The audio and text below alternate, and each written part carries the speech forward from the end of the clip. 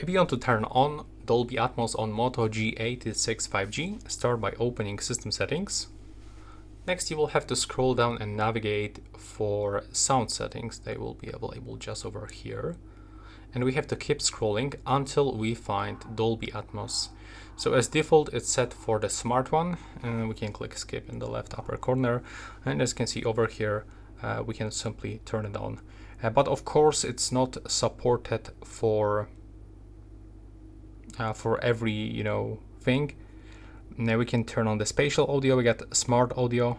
We get also music, movie, game, podcasts. We can also customize it. So we got the sound equalizer, and we can just set it up for our preferences. We got surround virtualizer, volume leveler, and yeah, that's how it actually looks. That's how we can find it, and that's pretty much it. If you find it useful, please hit the like button.